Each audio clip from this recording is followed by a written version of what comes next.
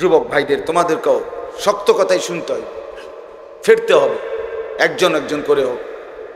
যে আমার 30 বছরে যদি একজন করে 30 বছরে 30 জন নওজোয়ানও বদলায়, আর এই একজনের চোখেও কোনোদিন পানি পড়ে, আল্লাহর বন্দিগিতে ফিরে আসে, আশা করা যায় আল্লাহ চাইলে আমাকে তো এই বরকতে মাফ করে দিবে। কিন্তু আমি শুধু বলেই যাব সবাই সবার মতো খামখেয়ালি করবে, এটা আমি মানি না। আমার এই তবিয়ত শক্ত, আমি সারাক্ষণ টর্চ লাইটের মতো চোখ ঘুরাই, যতক্ষণই বয়ান করি নজর ঘুরাই চান। গাফেল মানুষ আল্লাহ তাআলা নিষেধ করছে কোরআন, ওয়ালা তাকুম মিনাল গাফিলিন।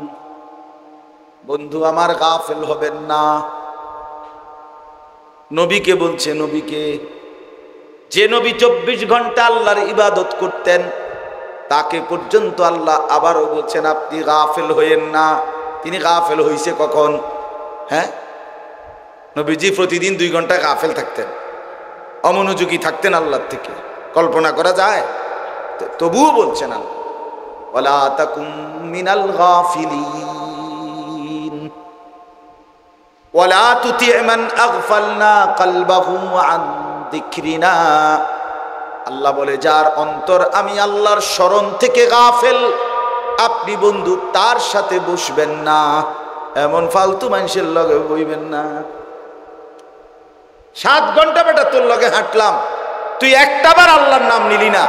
আসরের নামাজ, মাগরিব, এশা 3 ওয়াক্ত নামাজের টাইম চলে গেল, তুই একবারও বললি না আসর মাগরিব এশা কোনো নামাজ না, আল্লাহ খোদা কোনো কিছু, শুধু আড্ডা, শুধু হাসি, শুধু ঠাট্টা, শুধু মস্কারি, শুধু বেডি, শুধু মোবাইল, শুধু ছবি, শুধু ছবি, এইটাই করে 7 ঘন্টা 5 ঘন্টা যার সাথে চলার কারণে তোমার জীবন থেকে চলে গেল। এটা ফালতু লোক বেটা, এটা বাজে ছেলে বেটা, অসভ্য,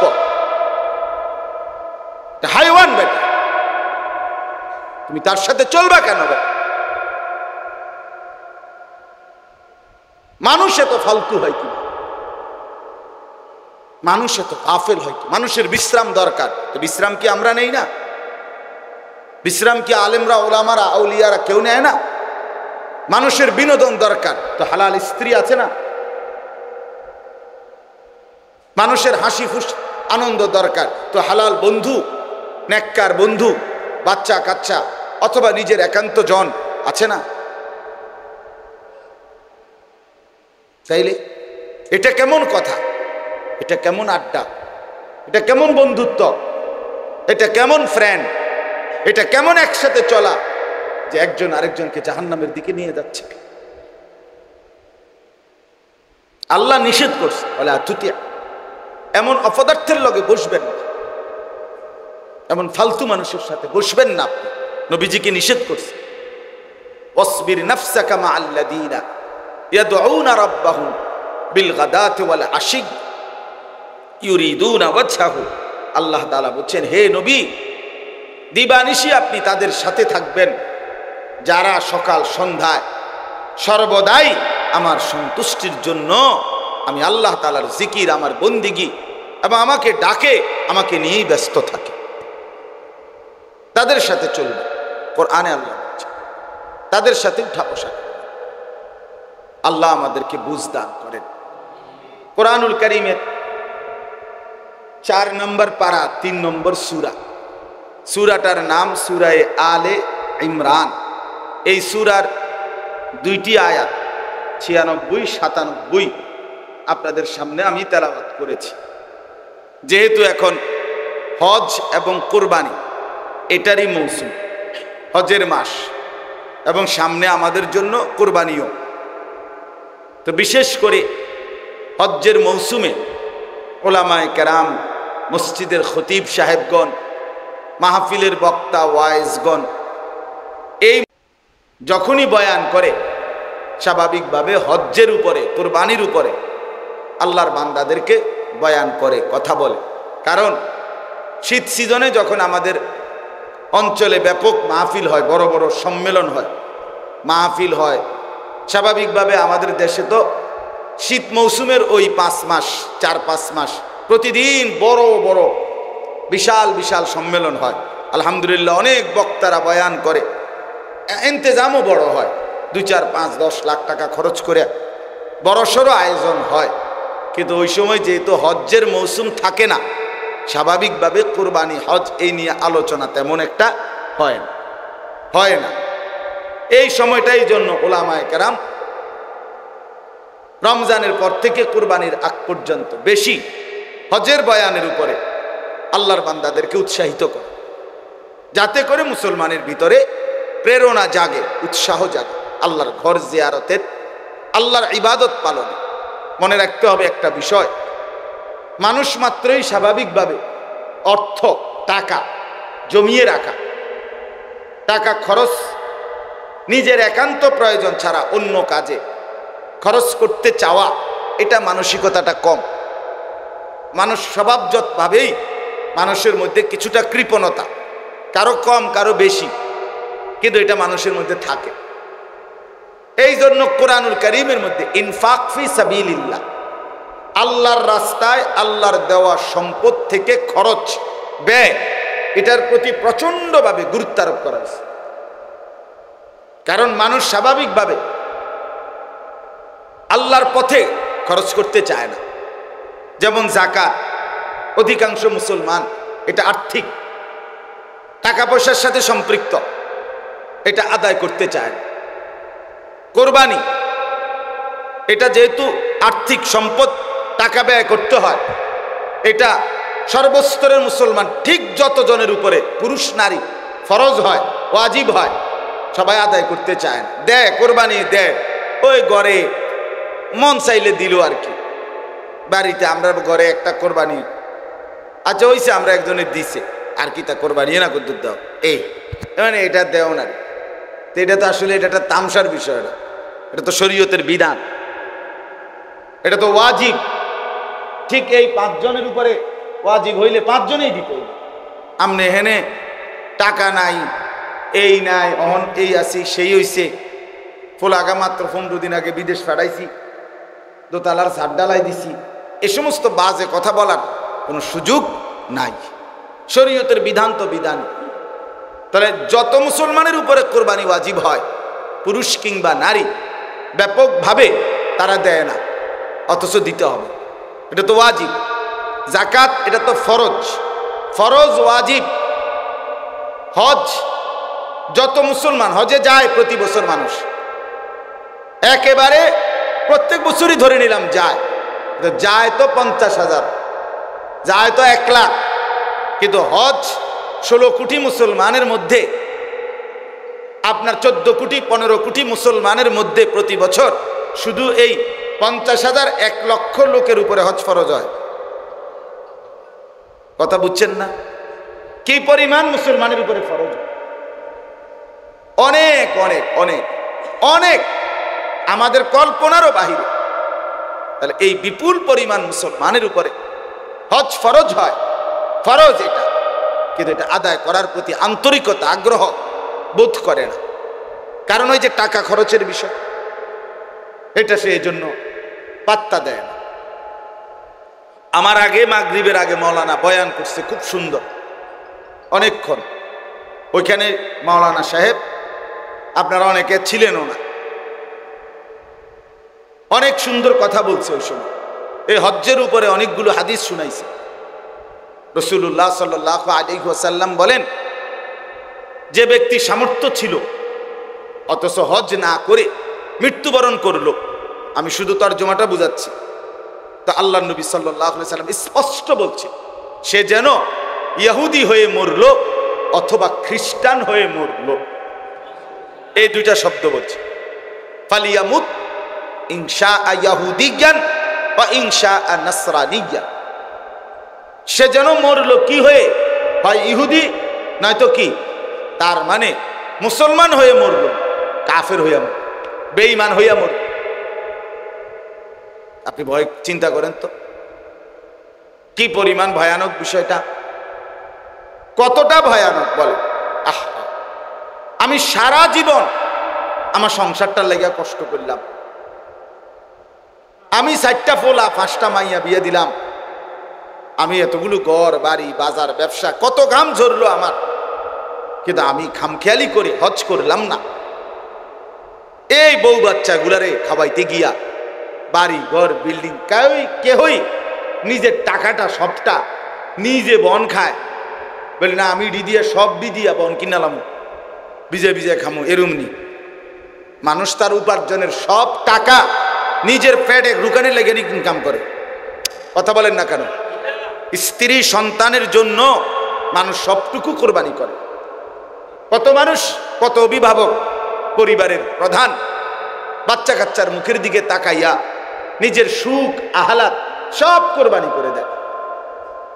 নিজে একটা গেঞ্জি, সন্তানের 10টা গেঞ্জি, নিজের একটা লুঙ্গি, সন্তানের 10টা লুঙ্গি, নিজে খায় কোনো রকম, সন্তান আরামসে থাকে। কেন? আমার বাচ্চা, আমার সংসার, আমার সংসার, আমার ছেলে মেয়ে। আমি এবছর রমজানে উমরায় ছিলাম যখন মক্কা শরীফ, তো ওইখানে আমি মক্কায় বাংলাদেশি যে প্রবাসী ছেলেরা থাকে, আমাদের প্রবাসী, ওদের সাথে আলহামদুলিল্লাহ আমার অনেক সম্পর্ক। অনেক প্রবাসী আমগরে মহব্বত করে, ওইখানে গেলেও দৌড়ে আসে, দেখা করে। তো আমি এইবারও মক্কা শরীফ কাছাকাছি হালাকা আছে, ওইখানে আমি গেছি। ওনাদের এরকম হোটেলে, তারা যেখানে থাকে প্রবাসীরা, ওদের এরকম রুমের মধ্যে বয়ান করছিলাম রাতে। এই সময় রাতের প্রায় 1:30-2টা বাজে এই সময়। তো প্রায় 26-27 জন বা 30 জন হবে এরকম ছেলে পেলে আসছে। এরপরে আপনার ওখানে অনেকক্ষণ প্রবাসীদেরকে বয়ানের পরে একটা ছেলে, ব্রাহ্মণবাড়িয়ার বাড়ি, আমারে পরে জড়ায় ধরা বলতেছে, হুজুর আমি আজকে 8 বছর বিদেশ, এই 8 বছরে কোনোদিন আমি একজন ভালো ডাক্তার আমার কোনো রোগ শোকের জন্য দেখাই নাই। হুজুর কসম দেখাই নাই। কেন? এখানে ডাক্তার দেখাইলে যে ওষুধপত্র চিকিৎসা যা দেয়, এগুলো যদি আমি সবটা খরচ করতে যাই আমার 15-20 হাজার টাকা চলে যাবে, তো আমি বাড়ি পাঠাবো কেমনে? আমার বউ বাচ্চার জন্য টাকা পাঠাবো কিভাবে? এই জন্য ব্যথা বেদনার 2-1টা ওষুধ টষুধ ট্যাবলেট খাইয়া পড়ে থাকি। তো ছেলেটা আমার বলতেছে, 8 বছরে আল্লাহর কসম আমার ব্যক্তিগত সুখ আনন্দ বলতে কি জিনিস আমি জানি না, আমি কোনোদিন দেখি নাই হুজুর। আমি সারাক্ষণ আমার ফিকির থাকে হুজুর, বউ বাচ্চা, মা, বাড়ি ঘরে কিছু টাকা যেমনি পারি পাঠাক। এভাবেই তো সবাই, এভাবেই মানবেতর ভাবে থাকে, কষ্ট করে থাকে। একটা রুমে 12 জন 14 জন, কেউ চকিতে কেউ ফ্লোরে মিলাই জিলাইয়া থাকে। নিজেরা রান্না করে খায়, নিজেদের কাপড় নিজেরা ধোয়, নিজেদের কাপড় নিজেরা ধোয়। 12 ঘন্টা 14 ঘন্টা ডিউটির পর 1 ইঞ্চি, আমি যেমন আমি এই রাত্রে সারাদিন দৌড়াদৌড়ি করে রাতের 3টা 3:30 বাসায় গেলে তা আমার শরীরে তো আর কোনো বলই থাকে না, একেবারে দুর্বল হয়ে যায়। তো একজন মানুষ 12-14 ঘন্টা ডিউটির পরে তার শরীরে আর ক্লান্তিটা কেমন? আর বিদেশে ফাঁকি তো দিতে পারে না, আমরা দেশের মতো সদবদ ফাঁকি ঝুঁকি আছে এখানে। তো সব কিছুই তো ক্যামেরা, সব কিছুই ক্যামেরার মাধ্যমেই তো জরিমানা। গারামা মানে জরিমানা, শুধু গারামা। সৌদি আরবে দেখছি ট্রাফিক রে, রাস্তার যে ট্রাফিক, এই যে গাড়ির ড্রাইভার, ট্রাফিক রে আমার মনে মালাকুল মৌত রে এত ভয় করে না, ট্রাফিক রে এত ভয় করে সৌদি আরবে।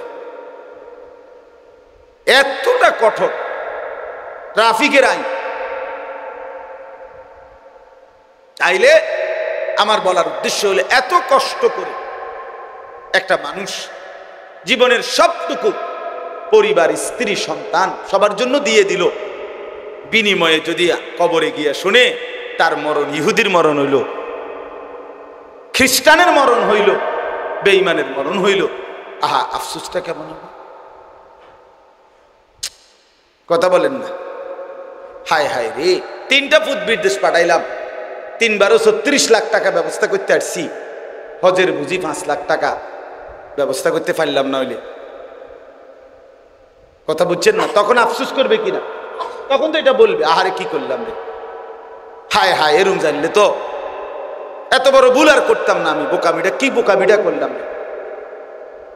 টাকা 5-6 লাখ তো কষ্ট করে ব্যবস্থা হয়েই গেল, হইলে যাইতেই তো পারতাম, জমি এক কোনা দিয়ে কুদ্দুর বেচ চালাইলে তো হইতো, 2 শতক জায়গা বেচলে তো সারত, কিন্তু গেল। কোন মুসলমানের কাছে আপনার মনে করেন এই রাস্তার পাশে বাড়ির ভিটা ছাড়া রাস্তা বা খেতে, যে কোনো খেতে ফসলের জমি আর কি, একজনের আছে 10 শতক, এখান থেকে 3 শতক যদি বিক্রি করে তো মনে করেন 3 লাখ টাকা করে যদি শতক, তো 3 × 9 লাখ।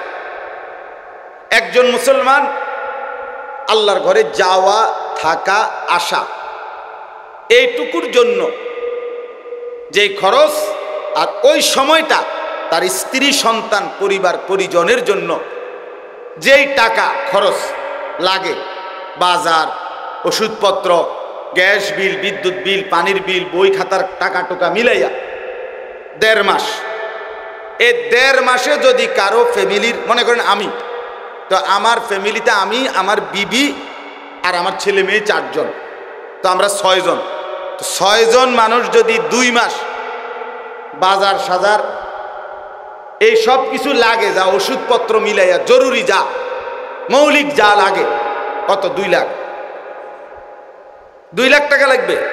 আচ্ছা রাজার হালেও যদি খায় তত 2 লাখ টাকা লাগবে না। আচ্ছা ধরে নিলাম 2 লাখ এদের খরচার জন্য, আর ওই হজের সর্বোচ্চ টাকা 7 লাখ, এই আসা যাওয়া এখন বাইরে গেছে, আগে না কম ছিল, আরো 2 বছর আগে, তাইলে এই 6-7 লাখ টাকা হজের, আর এখানে 2 লাখ, তো 9 লাখ হলো না? কথা বলেন না, 9 লাখ হলো কিনা?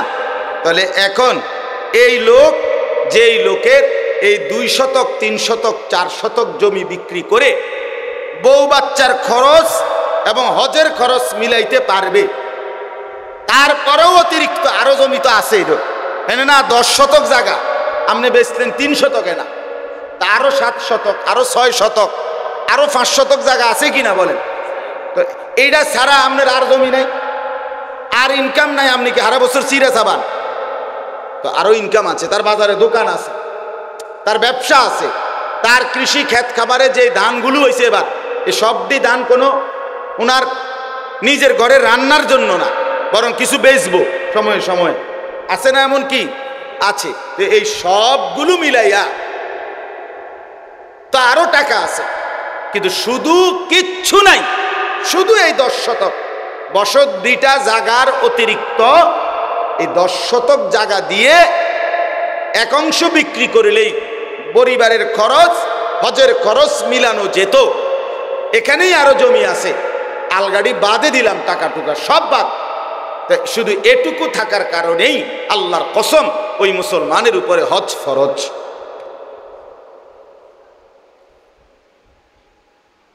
এবারটা বইয়া রয়েছে, এবারটা ফুটে যে বছর বিদেশ থেকে টাকা দিব, ওই হবে না হজে যাবে। আমাদের জমিটি কথা বলেন না কেন? আপনার জমি হেবাটা বইয়া রয়েছে, ফুতেরা যদি ফাড়ে, হেবাটা বৈশা রয়েছে, যদি এই দুনো মাইয়া বিয়ে দিয়ে সারে, এরপরে যদি টাকা থাকে মিলাইতারে ওই যাইব, নইলে বাদ। উনি বসে রয়েছে, যদি এই বিল্ডিং এর কাম শেষ করতে পারে তাইলেও হজে যাবে।